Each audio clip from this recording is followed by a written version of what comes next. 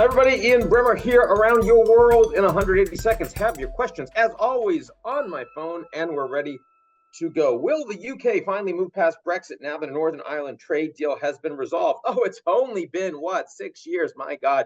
And Brexit finally concluded now that Prime Minister Sunak has taken on his own Conservative Party and said, no, we're just going to finally move on this. And they're people are sick of the economic challenges.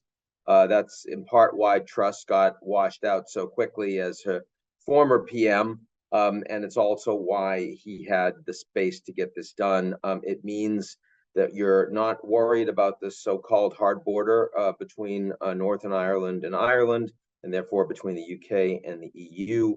And it means that the Brits can move on, but moving on, of course, still means that they no longer have integration with the world's largest common market, and that means that their performance economically will continue to drag below all of the rest of Europe and the United States, and that's really unfortunate. It's a massive own goal. Okay, will recent violence in the West Bank escalate into something more? I expect so. Keep in mind that you have no effective governance for the Palestinians in the West Bank or Gaza.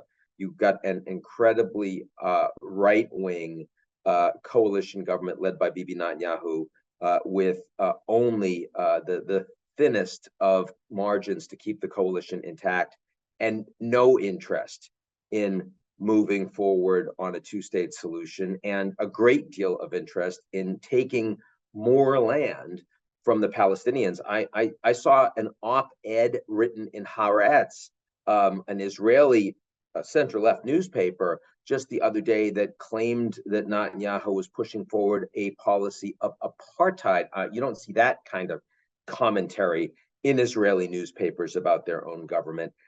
This all implies a lot more fighting between Israelis and Palestinians. The Americans ineffectually pushing from the sidelines, nobody really prioritizing the conflict or the issue either in the region or in Washington, and certainly the Israelis and the Palestinians not having remote political interests to try to back down and come to the table. All of that implies a lot more fighting going forward. Why are Mexicans protesting AMLO's electoral law change as well? Because he's trying to undermine the influence of the Electoral Commission. New legislation being put forward, some of it seen to be against the Constitution and pushed back by the Supreme Court in Mexico, but some of it moving forward.